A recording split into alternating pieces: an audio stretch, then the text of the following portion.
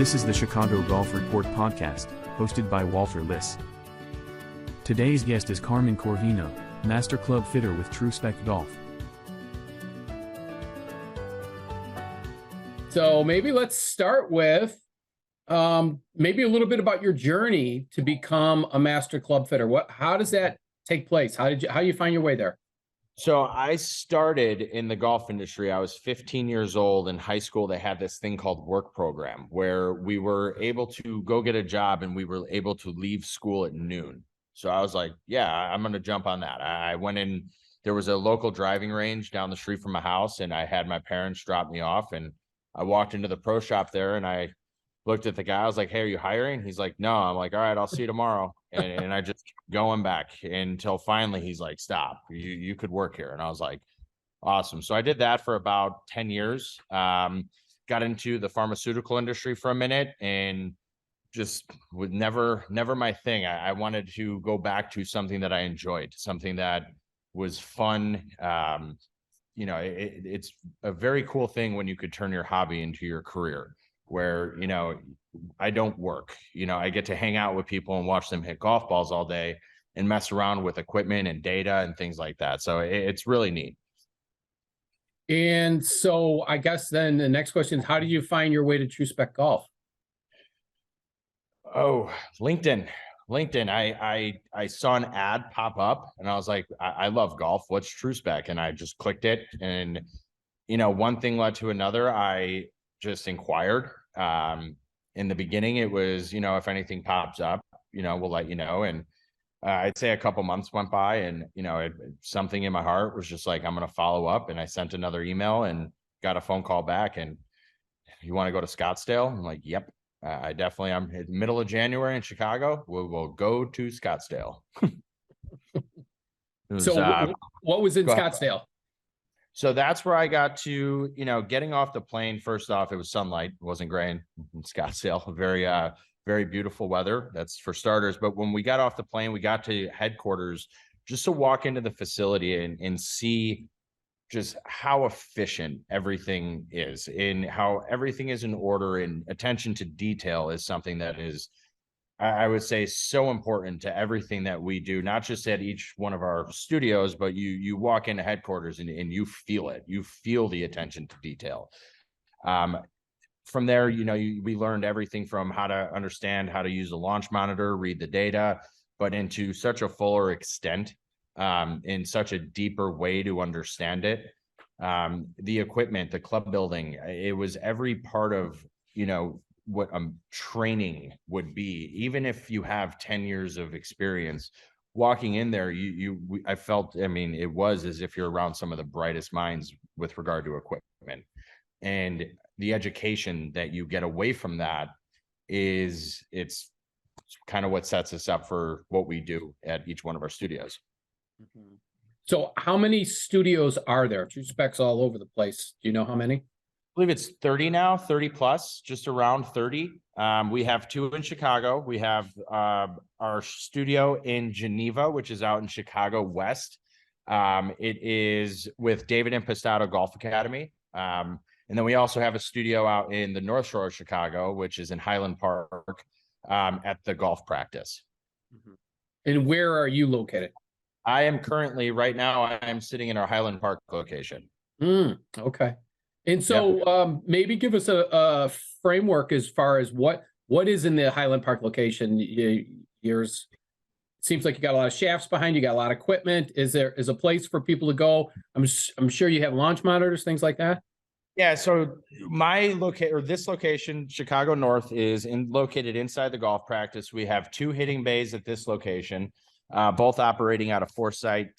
And then we have the golf practice, who is our new brand partner over here, has 7 TrackMan bays. They have, if it's okay, I'm just going to kind of give you a little peek of what the short game area looks like out there. So you have real sand in the bunkers. Both of our studios do putter fitting, as you can see the putter fitting bay in the back. But yeah, we have pretty much every 50,000 different ways to put a golf club together, something like that. So the golf practice is a golf academy. They've been in this facility for 11 years. We moved in here in October. I couldn't say more about what they do as a golf academy with regard to coaching and how they take care of the juniors all the way up, all the way to adults. It's pretty great. So usually, you get people at all steps of their journey in terms of being a golfer. What is the most common journey? Where are most golfers at when they come to see you in terms of how long have they been playing? Where are they at? That range spans from everything from the person who's never swung a golf club before, to the person who's been playing golf their whole life. And, that's the fun part for us as fitters, because every person who comes in is essentially a different puzzle. There we'll find a solution. There is something to be gained out of going through this, whether you've done it or done it before, never done it, played golf, never played golf. You could go into a deeper look at it and think about it from the view of, you've never swung a golf club before. Would it make sense to start taking lessons with a golf club that fits you or one that doesn't? And then people will be like, well, how can you fit someone who's never swung a club? Well, I promise you, length, weight, lie angle, club design, shaft weight, these things all really make a difference, especially for the person who's never done this before. Imagine giving a 12-year-old kid, Pop's golf club that, he swings 100 miles an hour, but, Junior over here swings 60. He's not going to have fun playing golf for the first time, swinging this heavy sledgehammer around. So I think that, when you go into it from the mindset of let it be an experience, what can we learn from this versus like, I'm going into, get a new club. It's like, what can we gain from going through the process, keeping variables constant, trying to separate the data, seeing what can be gained. Usually, how long does it take you then to have a fitting, say, for a full, set? Yeah, full bag fitting takes about 3.5 hours. It's a lot of shots. We try to keep it as a fitter. Any person who is going through the fitting with person, we're always making sure if the person starts to fatigue, we're keeping an eye on it. We don't want to fit someone to a tired golf swing, essentially. Even though we do get tired as the round goes on, we want to make sure that what we're taking is essentially what it would be when we're fresh, like we're feeling good. So yeah, typical fitting takes about 3.5 hours. You're monitoring shots. You're not trying to hit as many balls as you possibly can in those 3.5 hours. It's really keeping the data separated and making sure that, again, the variables are staying constant. So we can see what's actually making the changes with regard to the equipment. Is it the head? Is it the shaft? Was it loft? Was it length? And when you're separating the data in a very, we could say, scientific fashion, you get to see really cool things happen with the results of what happens in the fitting. So if we make the assumption that everyone could benefit from having clubs that fit, then do you see that, is it like the people who come to see you, do they buy into that, or is there some kind of, do you have to sell them on the fact that look what you're doing, or is it something that usually the guys that are going to come see you, they're already like, oh, I'm probably swimming uphill with what I have? Yeah, I'm very practical with how I go through the fitting. You got to hit it. Did it work? Great. It's not better, then stop hitting it. If when we go through the fitting and you're testing things, I try to treat it like we're playing a game, okay? Where me and that person, we're on the same team. In a way, we're trying to beat your golf club. So it kind of engages both people into it. Where like, now we have something to do. Like, we want to beat it. So, everyone, you'll gain from it just going through the experience. It doesn't have to be like, I want to go buy a golf club. It's you go into it with an open mind and you see what is possible and you test. It's the only way you could do it is test, because if you're not testing it, it's safe to say we're just guessing. Mm-hmm. It's really a great approach. I've never heard anybody talk about it, say in that like fun approach that we're playing a game, we're a team, and this is what we're trying to do. Because it does make sense, right? You have these various levers that you can manipulate, and now it's just a matter of finding that. And I'm assuming that comes directly from the data that you receive when they're taking these shots. Yeah, the way that we kind of talk about golf equipment, sometimes it doesn't always make sense, and again, I think when you make it practical and you explain things is, I hate to say it, but I don't even mean to hate to say it. You educate as if you're teaching it to a junior or a kid, because in that case, now it is very practical. It's very easy to understand. I can confuse people with words, but that's not going to get us anywhere. The end of the day, what everyone wants to see is gains. They want to see something better. You don't go through a club fitting because you want to go buy a golf club that's not better. It's you go through it to see, is it possible? Is there something out there? Because if you're not testing, then you just don't know. Mm-hmm. So in terms of what the brands that True Spec sells, is there a limited amount of brands? Are there certain ones that you use, or how do you decide what you have? We have, I would say, pretty much every major OEM: Callaway, Titleist, TaylorMade, Ping, Mira, PXG, Srixon, Haywood Golf at this studio. We have, I'm not running out of options, I could tell you that.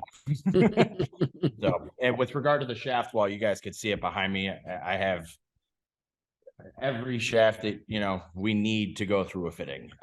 When you have 50,000 different ways to put a club together, when mixing and matching shaft combinations, it shouldn't take long, right? Like if you're testing 10 different shafts, I don't know if that's good. I think now we're kind of guessing at this point. So when we see the shaft wall, you see all these options, but to make it simple, think of, like, say, a person who comes in and swings X speed. Well, this person needs a 60-gram shaft. Well, now you could essentially eliminate everything around. You see that the 60 gram is working best. You kind of have an idea now, like, okay, well, we could eliminate 75 extra stiff. So that takes off 10 shafts. You start narrowing this down, and before you know it, you're like, okay, let's try this one. And boom, it works. Hey, we got something that works. Keep hitting that. If it's not working and it doesn't work within the first 3 or 4 swings, what we typically see is people try to figure out how to make it work. That doesn't really make sense in the world of fitting. If you have a pair of pants that are too big, you're not going to eat more food to try to make the pants fit. Mm-hmm. So we don't really need people to get used to it. It should kind of just start clicking and timing up the way that we want it to. So knowing that you have this big choice of all these manufacturers, all these various club heads, when the manufacturers come out with new club heads every year and all these different variations, does that make your job more complicated? Or is that just something that after you give fitting after fitting, you see, okay, this is how this kind of performs, and you're able to kind of steer people towards something? Yeah, with regard to fitting, once you're done, you get something that works, stay confident, go play golf, have fun, enjoy the club. You don't want to get a new club and then instantly start thinking like, okay, when's the next one coming out? Like, yes, it's great to update, but like, if you're not testing it and comparing it against each other, how do we know that the next one is going to be better than the last one? Maybe just for you. So that's why with regard to the new product coming out, they're going to come out with new product next year. I don't know if that cycle is ever going to stop. So all we could do is kind of educate, explain to people like, hey, if you want to go get something new next year, that's fine. Test it before you just go buy it off the shelf. Because at the end of the day, we don't know if we're not trying it. And if that's, to me, the most practical way to think about it. You're just guessing if you're not. So let's talk about the other important tool that you mentioned a little bit earlier, which is launch monitors. You mentioned Foresight. What do you take from that? What are some of the metrics? What are some of the numbers that you're looking at when you're doing this testing? Yeah, with Foresight, you have the machine is capturing images at the moment of contact. So each club has these sensors on there, and they're called fiducials. They're used in the medical industry for capturing images. They essentially build the letter T across the face. Give me 1 second, sneak away.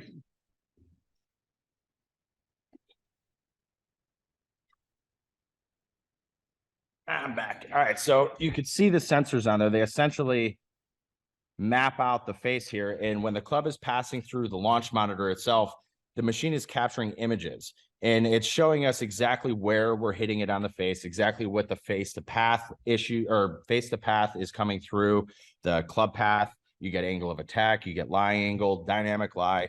All those metrics are pretty much used when going through the club fitting. There are so many things and so many variables in this. And you hear things where, you know, people will think that they need something that's, you know, a lower spinning shaft or something.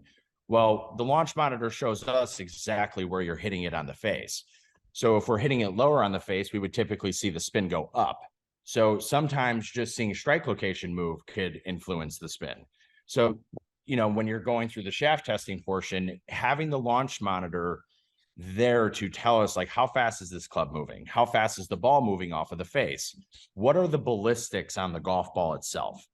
How much is this thing spinning? How fast is it spinning? You know, or how fast is it moving off the face? There's just so many variables through it.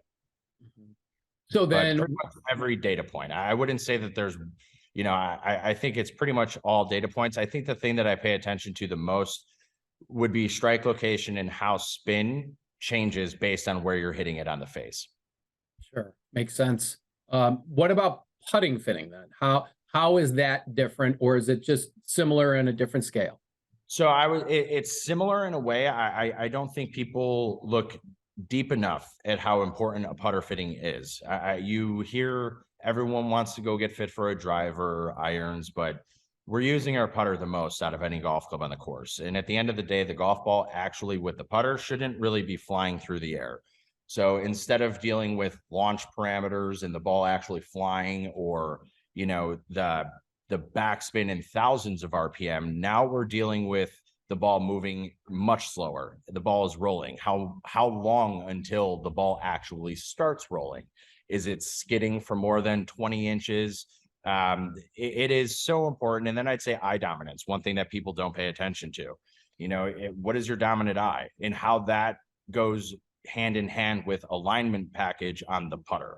So for instance, if you're left eye dominant, typically you would, in theory, find someone have better success with maybe something that with a sight dot or a top line on the top line, versus someone who's right eye dominant may or may not do better with a line on the flange.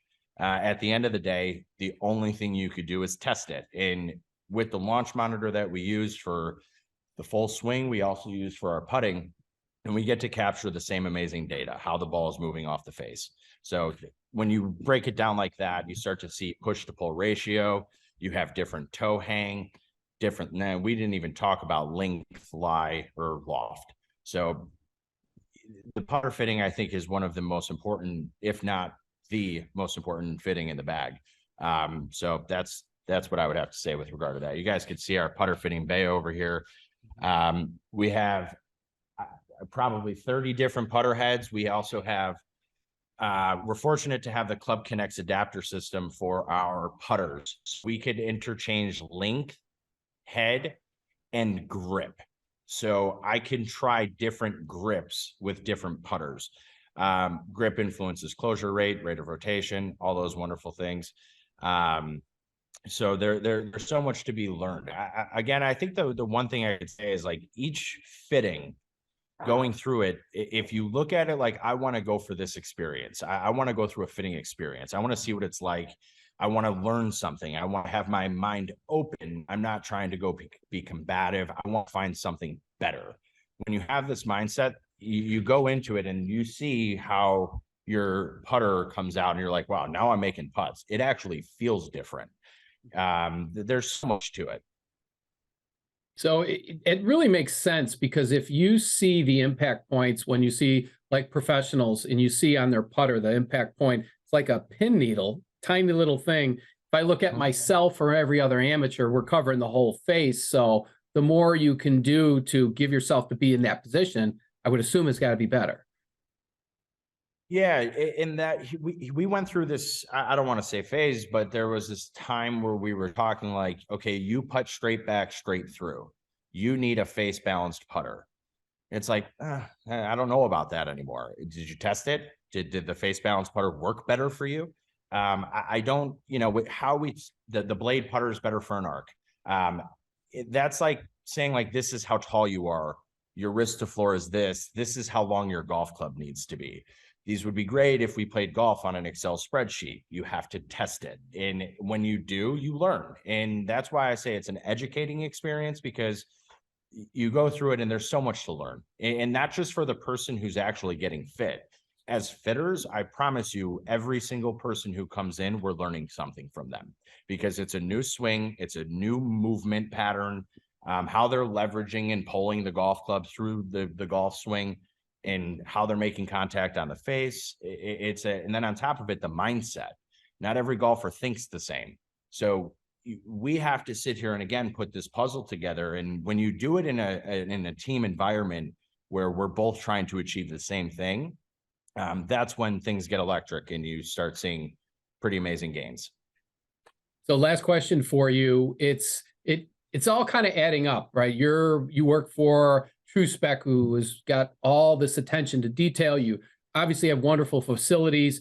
You yourself, your approach to it, turning this into a game, working with the person you're fitting, and even the tenacity it took for you to get to this spot in your career and to find these opportunities. What do you think then that you take? What helps you the most from your experience to get to this point? Like all the hurdles you went to, you talked about doing another job that just, it didn't light the fire like it does. What do you think you've learned from all those struggles to get you to this point?